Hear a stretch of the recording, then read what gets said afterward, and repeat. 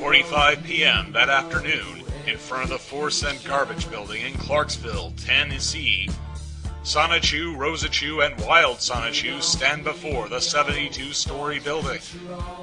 "Wow, now that's tall," says Sonichu. "Sonichu, stay focused," says Rosachu. "We're here to meet the head of this company and reason with him." "Yes, my blossoming zap bud," says Sonichu.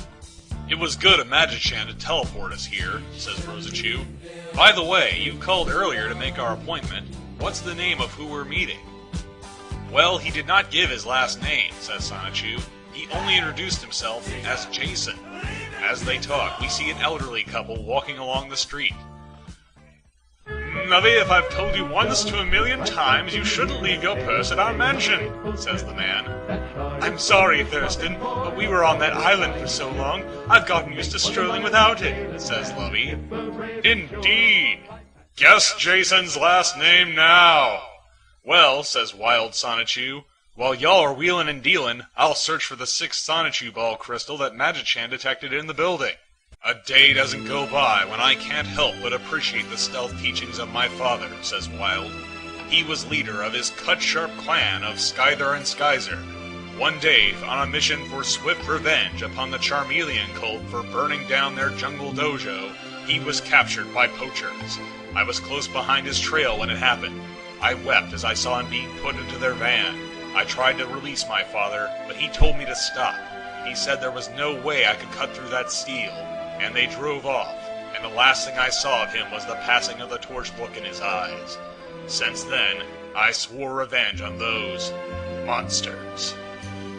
The second chapter of the story of Wild Sonichu, thought up on August 28th, 2008. "Just be safe, Wild," says Rosachu. "Don't get yourself caught." "We support ya, man," says Sonichu. "If you get caught, we will come to your rescue." Wild Sonichu's conversion. Using his powers, Wild Sonichu blends in with the surroundings, becoming virtually invisible. "I learned it from a passing Porygon," he thinks. "Wow," says Sonichu. "When Wild blends in, he doesn't fool around. Now let's clean the mud off our good names." Hand in hand, Sonichu and Rosachu enter the 4-cent GarbageMagazine.com building. The interior is decorated entirely in red. "Wow," says Sonichu, taking in the decor. "Yeah," says Rosachu.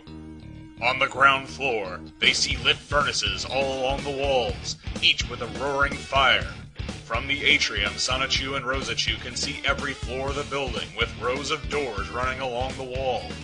A red central column is in the center of the building, burning all the way up the atrium to the top. Before them is a reception desk. "It really sets the mood," says Rosachu. "Yeah," says Sonichu. "You live in a volcano." They approach the receptionist desk, occupied by a red devil with bat wings and cut-off blue jeans. "Excuse me," Sonichu says. "My lady friend and I have a 20 o'clock appointment with the head of your company." "Yeah, sure," says the devil, never turning to look at the visitors. "Go to the opposite side of the column and take the elevator to floor 66 plus 6. "Wouldn't that be the 72nd floor?" asks Sonichu.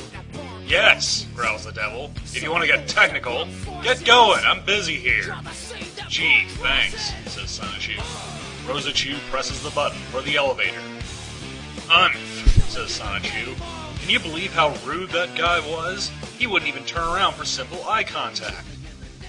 "Sonichu, I understand that he offended you," Rosachu says, "but remember Joseph's story. Forgiveness." Suddenly, the building turns white, and a cross appears with a dove symbol hanging from it. Sonichu gets down on one knee, and Rosachu pats him on the head. "Thank you, Rosie," says Sonichu as he takes her hand into his. "You are my best voice of reason." The elevator car arrives, and they step inside. "It makes me wonder," Sonichu says. "If there's a jerk like that on this floor, I can only imagine what else could be on the other floors here." Meanwhile, Wild Sonichu enters the building through the emergency exit and uses one of the Sonichu balls to track down the other. He fires his vine line from his arm. The line snares a chandelier at the high ceiling of the building. Wild retracts the line, pulling himself up through the atrium. In respect to Sonichu and Rosachu going up in the elevator, the next few pages will need to be read from the bottom to the top of the pages.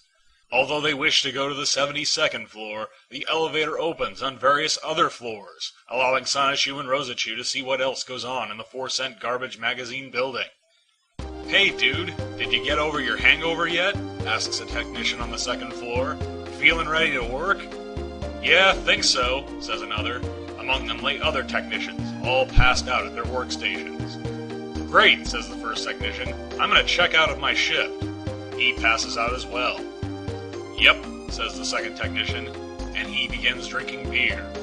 On the 3rd floor, a jolly bear is enjoying a bath with 3 small girls. "I don't understand," says Sonichu. "What's the deal with that?" On the 4th floor, they see a giant stamp bearing the face of an anime girl. "I don't get this either," says Rosachu. On the 7th floor, Rosachu leaves the elevator to punch out a technician uploading a drawing of her. "I have a vagina, uterus, and ovaries, you freak!" On the 8th floor, Sonichu spin dashes a technician looking at a drawing of Mary Lee Walsh nude and holding Sonichu captive with a ball gag in his mouth. "That just infuriates and ticks me off," shouts Sonichu. On the 9th floor, they combine their power and electrocute a technician working on a drawing of Sonichu and Rosachu. He dies instantly. On the 10th floor, Christian Weston Chandler emerges from the temporal void to scold a technician who is working on a drawing of Chris, sucking from a massive pipe. "That was a beverage cup from a Target cafe," Chris says. "And what did I say against that sour vegetable? Bravo, Chris!" Sonichu cheers from the elevator. "Good show!" On the 11th floor, they see a family. "Yeah, 2D," says the mother. "It's easy to change a nappy. You, like all men, just don't have the courage. You have courage only to watch those useless zombie movies." "I could name many things that can show you my courage," the man says, "but I don't think you need to remember the day we got married." "Dasu, dasu, dasu," says the baby. "Well, that's just plain sad," says Rosachu, crossing her arms and closing her eyes in judgment. "Yeah," says Sonichu, doing the same. On the 12th floor, they see Knuckles the Echidna, dressed in gangster attire, and surrounded by female Sonic the Hedgehog characters. "Wow," says Rosachu, "when did Knuckles become so popular?" On the 13th floor, they see female versions of Sonic, Knuckles, and Tails. "What?" they both cry out. On the 14th floor, they see the bear from earlier, announcing, "I'd hit that." "Geez, it's that bear again," says Rosachu. On the 51st floor, we see the entire White House, which has apparently been relocated within this building in Tennessee. Arizona Senator John McCain, New York Senator Hillary Clinton, and Alaska Governor Sarah Palin look on from the road as a man on a ladder paints the White House black. "Hey," shouts McCain, "you can't decorate the White House until you've been elected." On the ladder, we see that the man is Illinois Senator Barack Obama, wearing a paper hat. 43rd President of the United States, George W. Bush, notices him from a second-story window of the White House, and, with a mischievous smile, shoves the ladder over with a broom. "Ah!" screams Senator Obama. This single joke was originally thought up by RFC, my dad. On the 69th floor, we see a diagram of Xbox 360 code, an anime girl cyborg themed after the Xbox 360 video game console. From the director, CWC. I wish to take a moment to inform you, the reader, that even though this image of the Xbox 360 was drawn in the form of an anime girl android, it does not reflect in any shape or form my ideas of women.